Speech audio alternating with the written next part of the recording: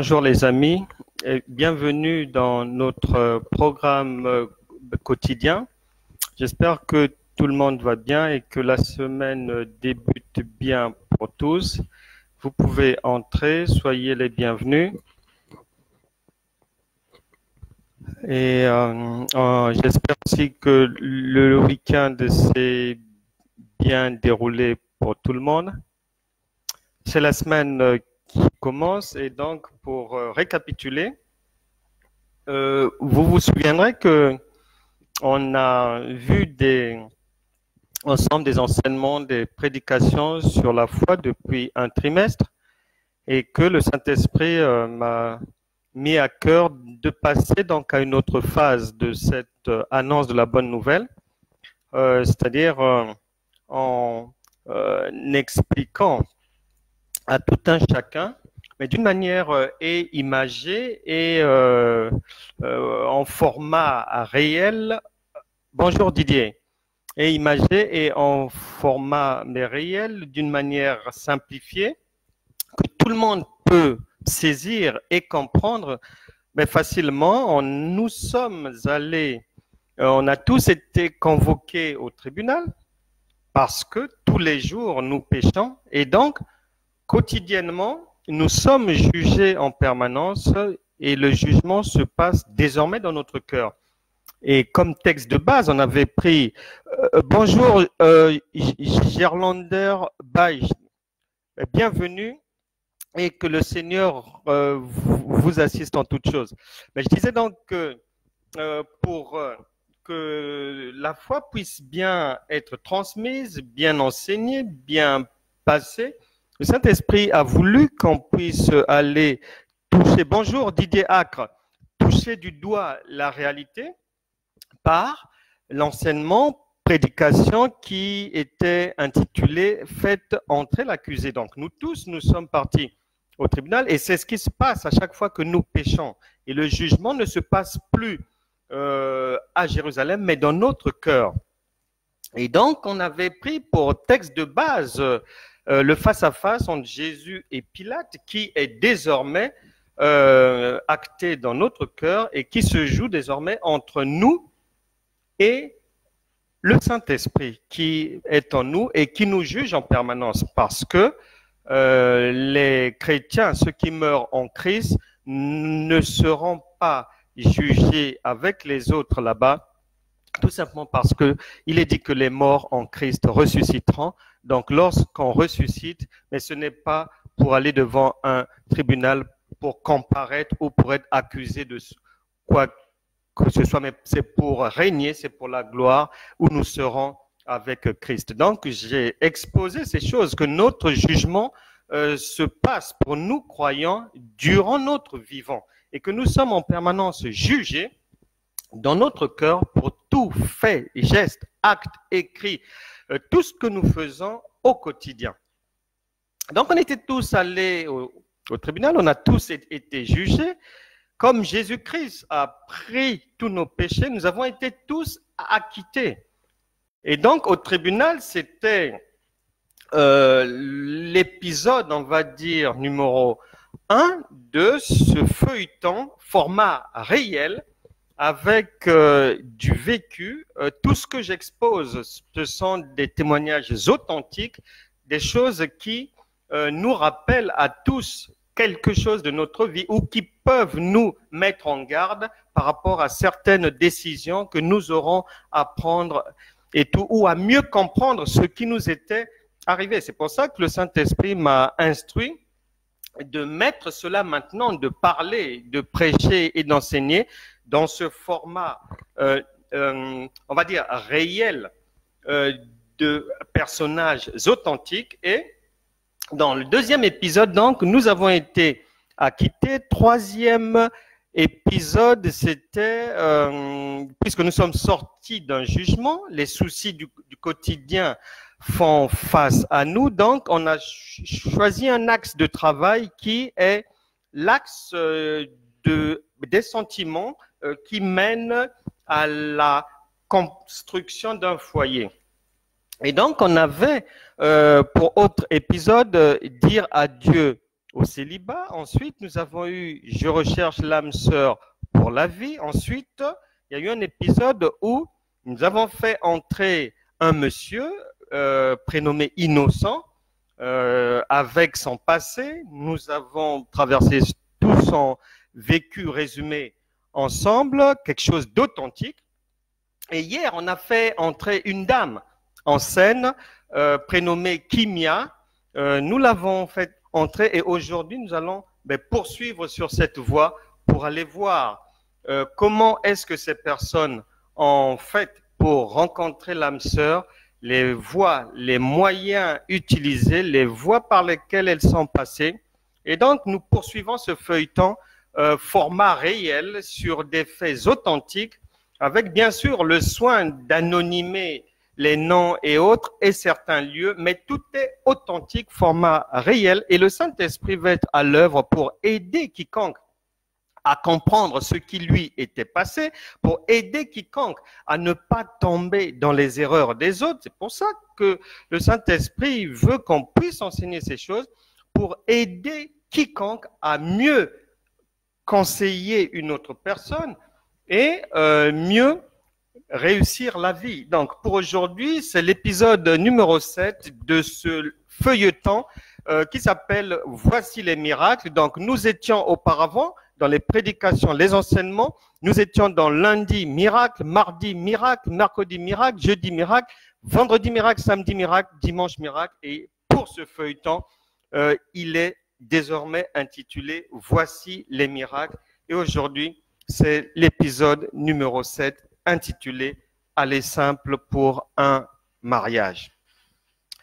Et donc hier, nous étions sur ce personnage de cette dame qui existe réellement, Kimia, que nous avons fait entrer. Donc, on se souvient qu'elle était en recherche d'un conjoint.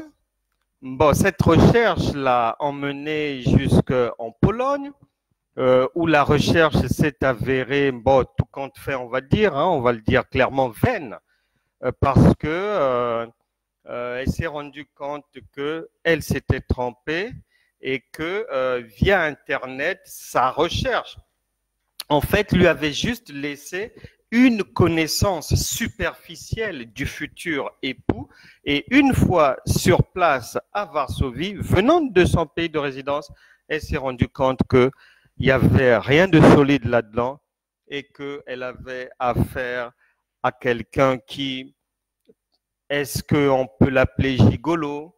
Est-ce qu'on peut l'appeler vraiment quelqu'un qui ne veut pas faire d'efforts dans la vie?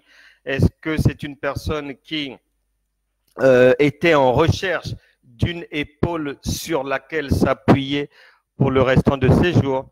Donc, bref, en ce qui concerne Kimia, sa recherche du conjoint a été vaine et elle est rentrée de Varsovie avec un cuisant échec et les jours qui ont suivi, donc pour elle, l'objectif c'était maintenant faire annuler ce mariage bidon. Les jours passent, les semaines passent et vous savez bien que lorsqu'on chasse le naturel, il revient au galop. Et donc, Kimia, les semaines sont passées, les mois sont passés et tout, et le corps réclame. Le corps réclame le contact, le corps réclame la douceur, la tendresse, le corps réclame du romantisme, des paroles mielleuses et tout, le corps réclame. Kimia veut entendre qu'on lui dise « je t'aime, tu es belle, ma chérie, beauté, bébé ». Vous connaissez le reste de tout ce qui se raconte dans les cercles amoureux ou bien dans les recherches sentimentales. Donc, chemin faisant, elle se lance. Et oui, vu qu'il est dit que tant qu'il y a la vie, il y a de l'espoir. Et un chien vivant, mieux vaut qu'un lion mort. Kimia se lance après avoir en fait fait le deuil, on va le dire ainsi, de son premier mariage raté. Elle va se lancer dans une autre recherche du conjoint. Après une longue période de réflexion, elle est maintenant prête à aller à la recherche d'un autre conjoint. Mais Kimia, de ce que j'ai pu constater, n'a pas tiré vraiment leçon d'un enseignement fondamental. Et la Bible déclare que c'est l'homme. Genèse chapitre 22, verset 24, Matthieu chapitre 19, verset 5 jusqu'à 6, la Bible déclare que c'est l'homme qui prend ses pieds et qui va à la recherche. L'homme quittera son père et sa mère et ira. Il s'attachera à sa femme et les deux deviendront une même chair. Pour dire que c'est de la responsabilité de l'homme d'aller chercher la future épouse, d'aller chercher une fiancée. Et la Bible déclare que celui qui trouve une femme trouve le bonheur. Mais Kimia n'a pas retenu cette leçon. Et j'espère que tous ceux qui sont là ne vont pas tomber dans ces erreurs-là. Madame, il n'est pas dans la pensée divine de votre responsabilité d'aller en chasse. Non. Si vous êtes amoureuse, vous présentez le cas dans le secret. Comme la Bible le dit, vous présentez le cas au Saint-Esprit. Et la Bible déclare que rien n'est impossible à Dieu. Dieu peut vous donner la personne que vous semblez aimer, pour laquelle votre cœur bat, même si vous vous taisez et qu'elle n'est pas informée de ce qui se passe dans votre cœur. Dieu est capable. Et dans la vie, les gens échouent. Les chrétiens sont dans la défaite parce qu'ils sous-estiment Dieu. C'est comme si la parole de Dieu que les gens lisent, ils n'y croient pas. Lorsque la Bible dit que rien n'est impossible à Dieu, mais c'est vraiment, il n'y a aucune impossibilité. Il faut le croire. Donc, madame, si vous êtes amoureuse quelque part, n'allez pas faire le premier pas. À partir du moment où vous ferez le premier pas, même si vous jeûnez, vous priez pendant 1233 ans, Dieu ne sera jamais avec vous. Parce qu'on n'aide pas Dieu.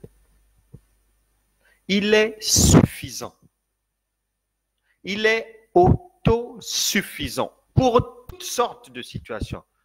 Que ce soit problème financier, que ce soit la recherche du conjoint, que ce soit pour un voyage, un poste de travail, peu importe. Que ce soit pour en finir avec vos ennemis. Il peut les enlever de votre route, de jour comme de nuit. Donc ne commettez pas cette erreur-là, mesdames, d'aller à la chasse. Si vous voulez chasser, chassez dans votre cœur. Et Dieu vous écoutera, il prendra acte. C'est pour ça que la Bible dit, psaume 37, versets 4 à 5, là-bas, il est écrit que recommande à l'Éternel tes projets.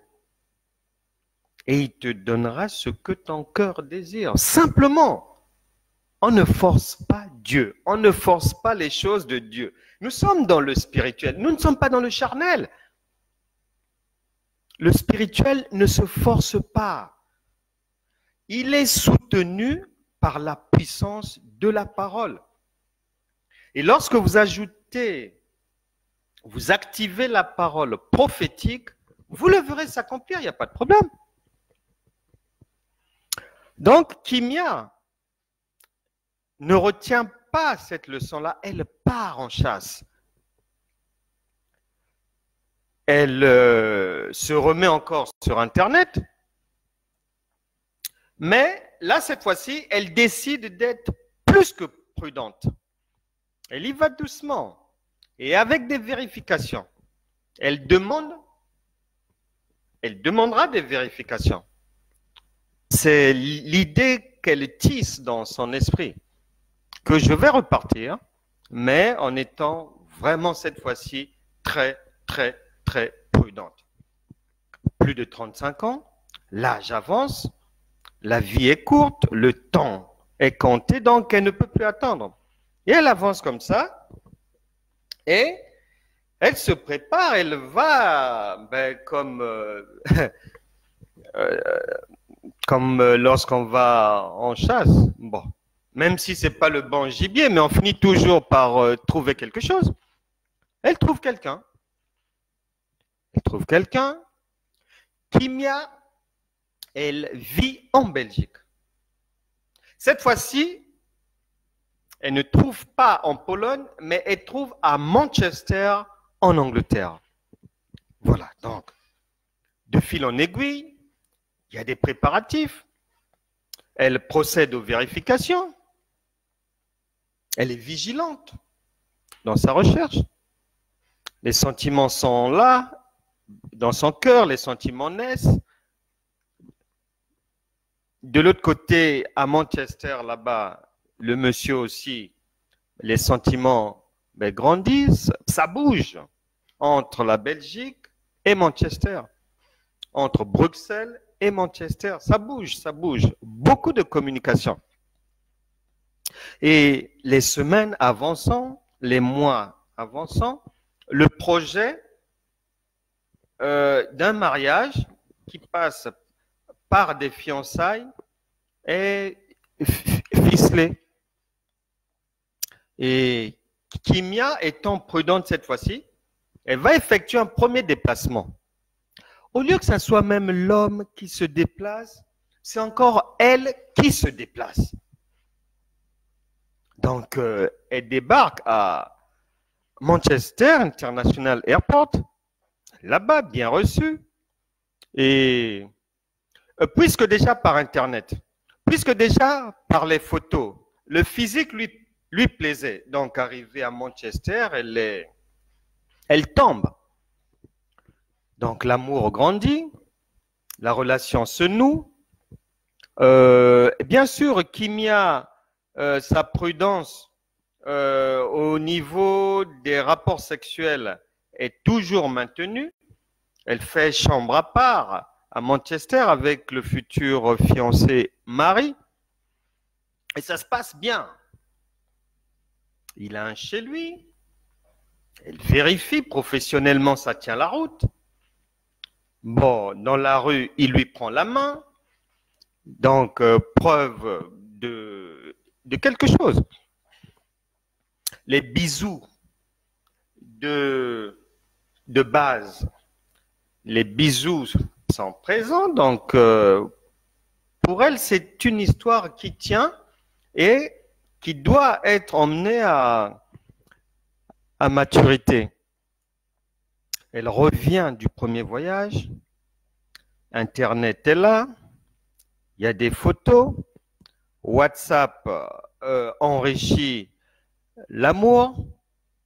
Et la famille de Kimia, bien évidemment. On parle maintenant aux copines, à son entourage, à sa famille et tout. Toute la Belgique est informée. Tout le monde est informé. Du côté du futur aussi, tout le monde est désormais informé qu'il y a une affaire en cours, une affaire sentimentale. Au lieu que le monsieur aille rendre visite à Kimia, amoureuse, elle se déplace encore pour un deuxième week-end, à Manchester toujours, pour aller encore revérifier les choses et certainement apprendre encore à mieux connaître l'autre par des conversations et tout, par du temps passé ensemble, le shopping, les bons moments, de rire et tout. Donc ça se passe bien. Mais il y a quelque chose qui dérange un peu dans cette histoire. Et j'espère que les personnes qui cherchent si je regroupe tous les témoignages que j'ai toujours recueillis concernant un amour lointain, les chiffres ne sont pas vraiment bons. Alors la question, c'est pourquoi est-ce que si dans votre entourage, il peut y avoir des gens, pourquoi lorgner loin, très loin? Est-ce que Dieu est incapable de vous trouver quelqu'un dans votre entourage? Je ne pense pas. Puisque la Bible dit que Dieu n'est pas limité. Les bontés de l'Éternel se renouvellent chaque matin.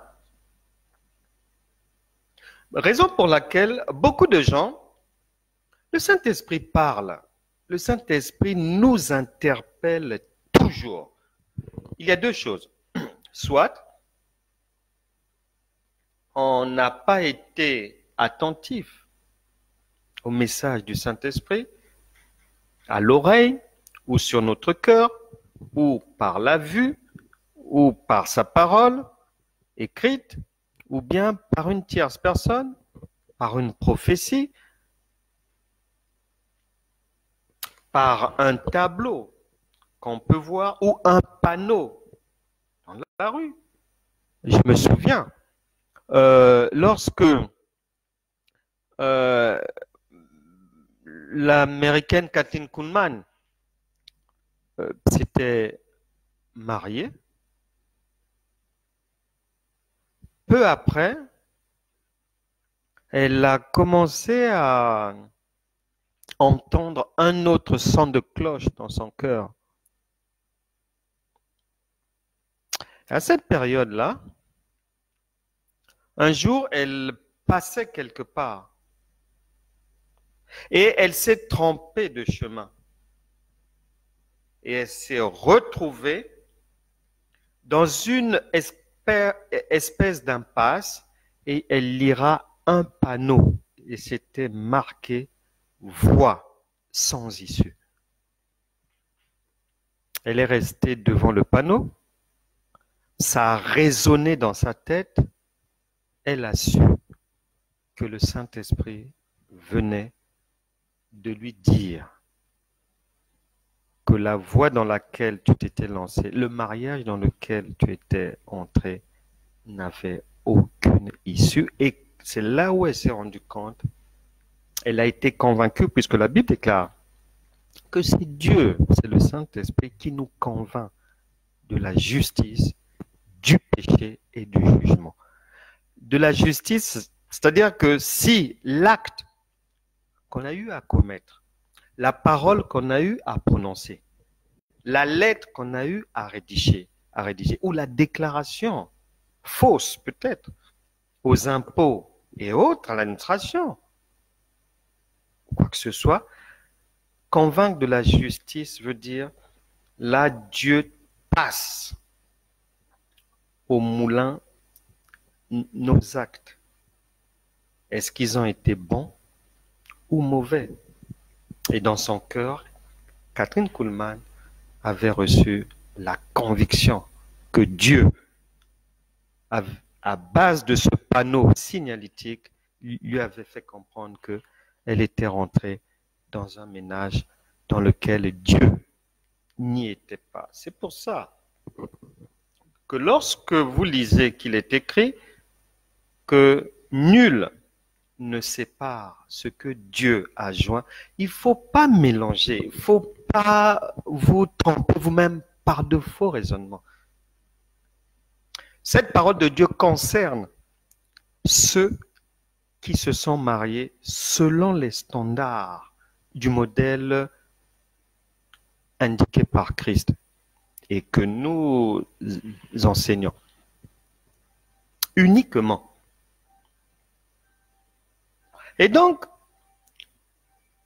pour Kimia, on peut se demander, mais qu'est-ce qui fait qu'une femme, un homme, que ce soit sur son lieu de travail, que ce soit dans le quartier, dans le cercle amical, que ce soit dans la ville dans la région, que ce soit dans le pays, qu'il n'y ait aucun être humain qui puisse correspondre à son souhait sentimental. Il y a matière quand même à questionnement. Et beaucoup de gens se trompent. Beaucoup de chrétiens sont dans l'erreur lorsqu'ils prennent pour prétexte, c'est-à-dire comme tout un chacun, même les bêtises que les gens font, même vraiment des choses incroyables, chacun fouille dans la Bible et ramasse un verset pour soutenir même la bêtise. Un verset biblique qu'ils sortent de son contexte, qui n'a rien à voir avec leur situation.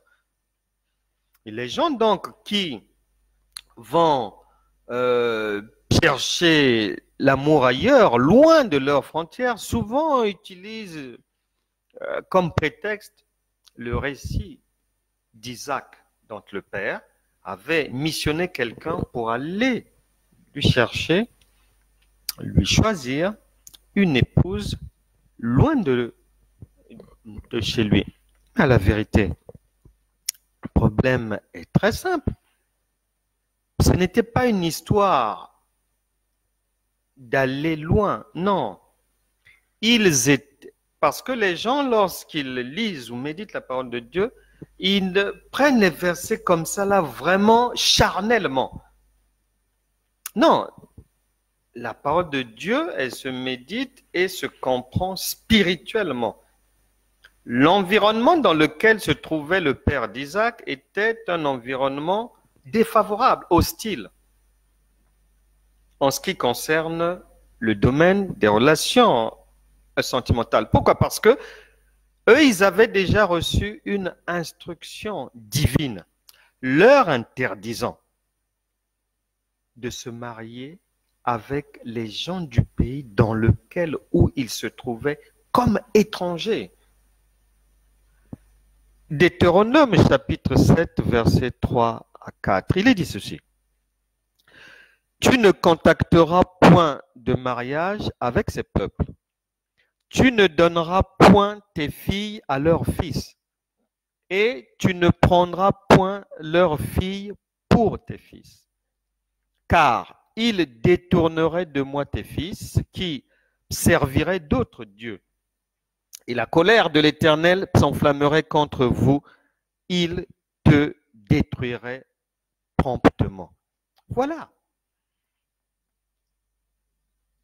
Il y avait une interdiction divine de ne pas se marier avec les gens du coin. Donc ils étaient obligés d'aller chercher des gens qui étaient comme eux, les gens de leur patrie, de leur nation, pour se marier. Raison pour laquelle Deutéronome chapitre 7, versets 3 à 4,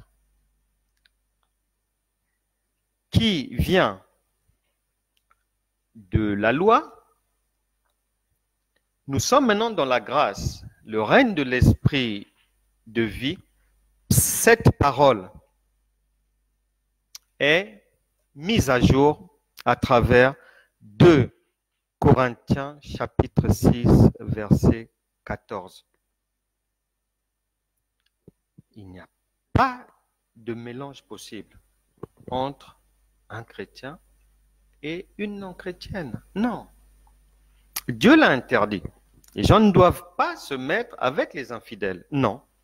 Maintenant, si quelqu'un prend le risque, parce que l'infidèle a une bonne situation, est grand, est beau, est musclé, etc., etc., et pensant que Dieu va bénir cette union ou tout faire pour que l'autre puisse se convertir, Jacques a dit, ne vous trompez pas vous-même par de faux raisonnements. Et l'expérience démontre que beaucoup de couples ont volé en éclats comme ça.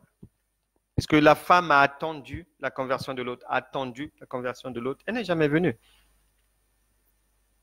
Et des fois même, le mari, qui était chrétien à la base, s'étant lié avec un converti, mais quelques mois après, n'a pas reconnu la personne. Changement total, une vie vraiment de difficultés, de larmes. C'est pour ça qu'il est dit, le Seigneur nous a dit que l'obéissance vaut mieux que les sacrifices. Ton argent ne peut jamais faire changer la vie de Dieu. Ta présence à l'église, 24 heures sur 24, dans les jeûnes, dans les prières, dans les retraites spirituelles et autres, le respect, la régularité dans les dîmes, les offrandes et autres ne peuvent déplacer les bornes divines. Impossible. Il n'y a aucune ombre de variation chez Dieu.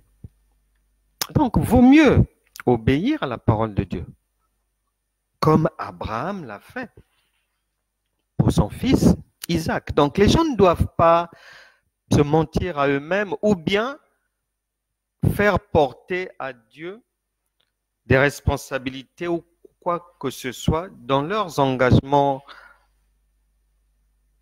charnels. Et pendant que Kimia est dans sa recherche et qu'elle a trouvé une deuxième personne, on peut se poser la question. Peut-être que vous connaissez quelqu'un dans cette situation. Peut-être que vous-même, vous vous retrouverez dans cette situation. Là, il y a matière à se demander. Est-ce que Kimia est maîtresse d'elle-même pour répéter la même chose? Qu'est-ce qui la pousse à l'amour lointain?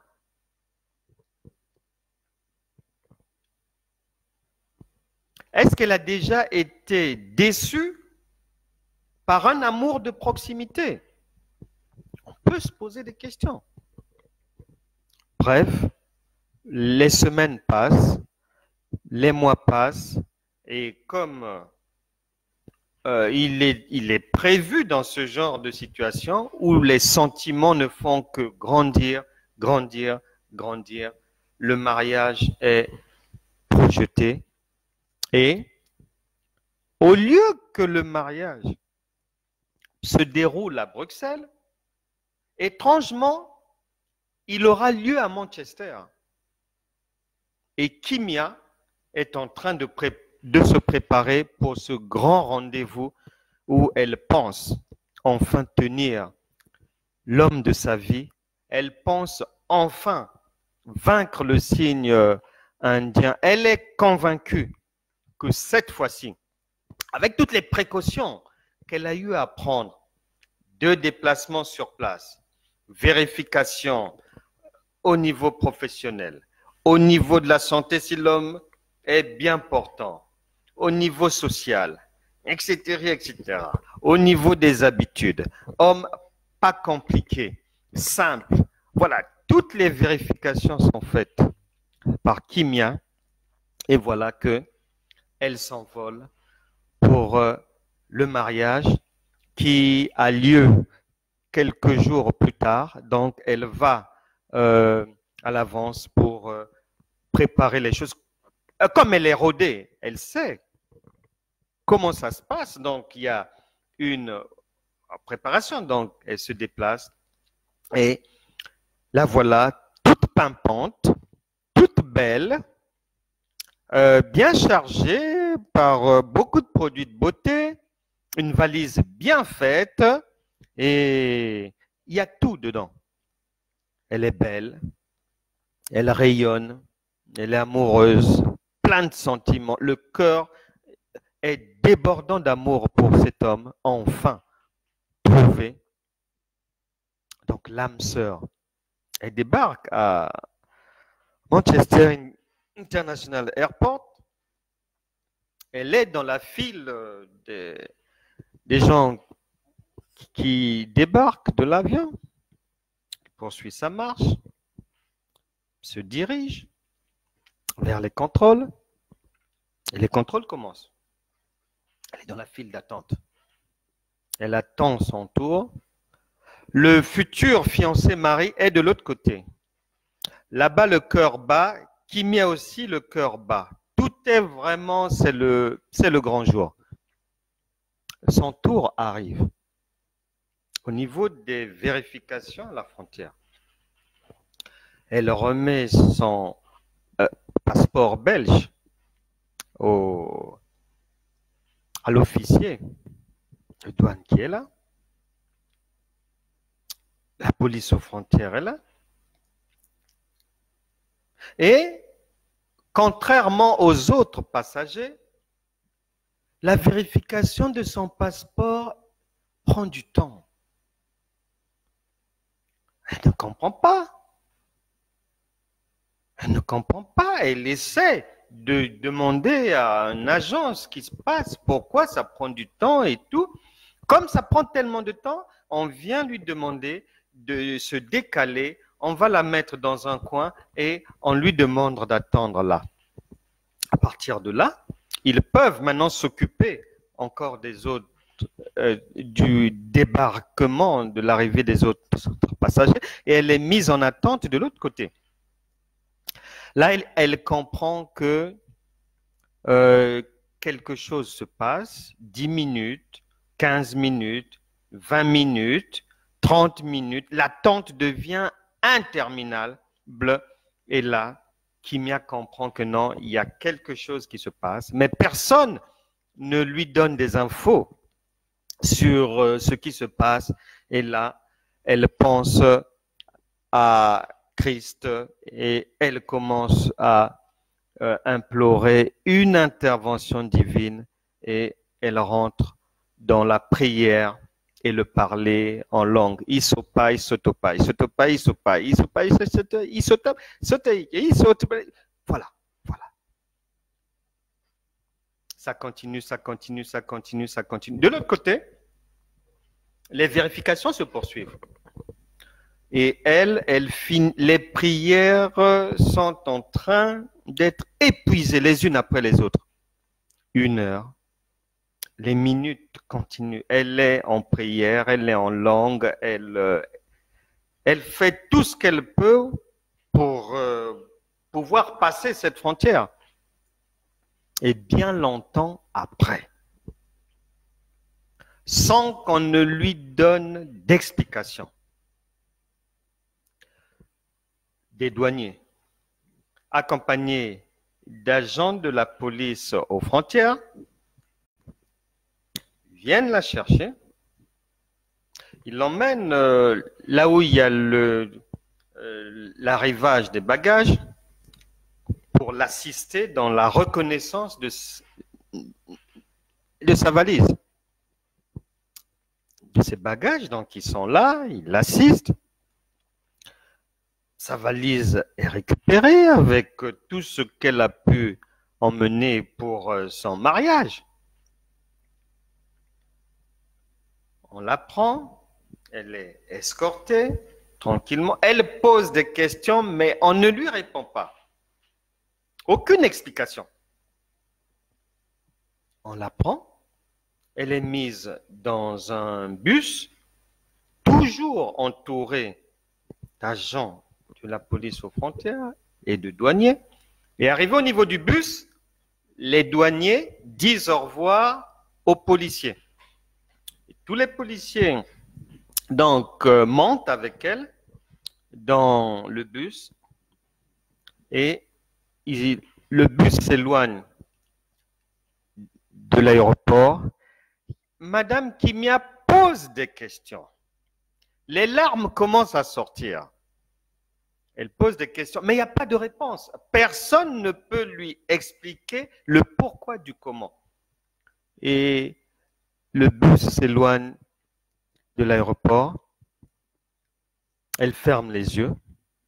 Elle est en prière jusqu'à ce que le bus vienne s'arrêter devant un lieu d'assignation à résidence. On l'a fait descendre, toujours escortée.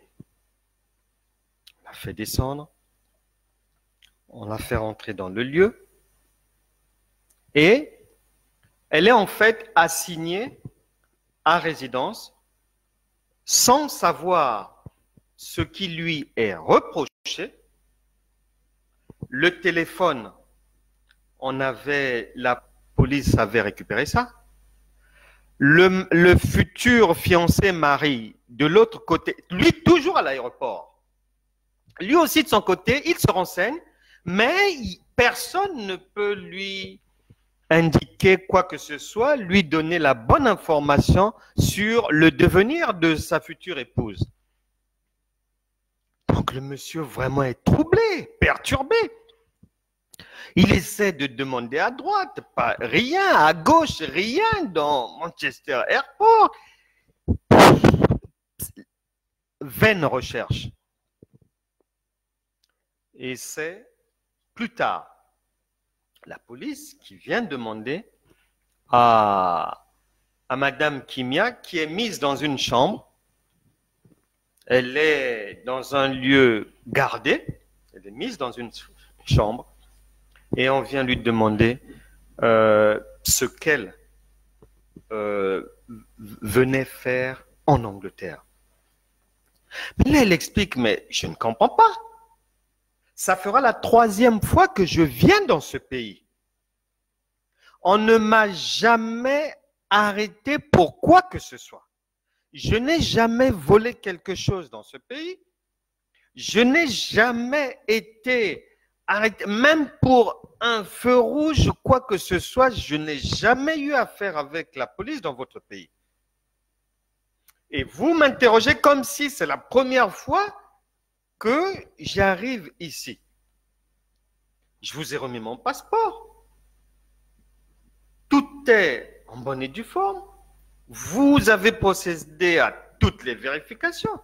Si vous aviez un doute sur l'authenticité de mon passeport, j'ai l'habitude, ça fait la 3e fois maintenant que je viens dans votre pays. Les 2 premières fois, je n'ai jamais été interpellé pour quoi que ce soit. Alors dites-moi, qu'est-ce qu'on me reproche en Angleterre ici? Qu'est-ce qu'on me reproche ici? Donc, elle va subir une batterie de questions comme ça sans qu'on ne lui dise quelle est la raison pour laquelle elle avait été non seulement interpellée, mais assignée à résidence.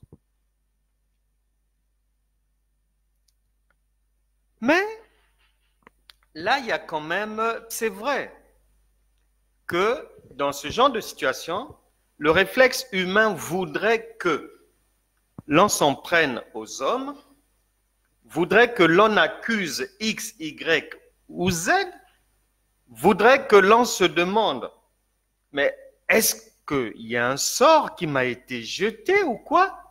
Mais souvent les gens ne se demandent pas à ce moment-là, n'est-ce pas un langage de Dieu pour me dire que je suis en train de faire fausse route? N'est-ce pas un langage de Dieu pour me dire que non, là c'est pas bon, ce n'est pas là que je t'ai prédestiné? Mais souvent les gens n'examinent pas convenablement non seulement leur vie, leur passé, leur présent, la marche adaptée à la vie chrétienne, agréable à Christ. Les gens n'ont pas cela généralement à l'esprit. Pour en revenir et finir pour aujourd'hui avec Madame Kimia, 3 jours après avoir été assignée à résidence, bon, la belle est nourrie, hein, elle est nourrie. Le premier jour donc, la police avait récupéré le numéro de téléphone du futur fiancé mari, et c'est la police qui s'était chargée de l'informer que sa femme future, sa future épouse, était retenue et assignée à résidence en attendant son, son expulsion vers la Belgique. Et c'est 3 jours après que Madame Kimia se verra être récupérée par la police aux frontières anglaise, ramenée à Manchester International Airport et embarquée vers Bruxelles où elle reviendra de cette mésaventure, de cette déconvenue que le Saint-Esprit a bien voulu pour édifier, pour enseigner, pour attirer l'attention de quiconque qu'on puisse partager dans cet épisode de notre série basé sur des faits réels et authentiques et que j'ai intitulé, en ce qui concerne Madame Kimia, aller simple pour un mariage. Que Dieu vous bénisse abondamment. Nous allons prier pour que le Saint-Esprit puisse assister, puisse rappeler, puisse venir en aide à tous ceux qui sont en recherche d'un conjoint et que les femmes puissent attendre que la main de l'Éternel n'est pas courte pour vous venir en aide, pour vous faire du bien, que la femme puisse être sage et puisse attendre l'homme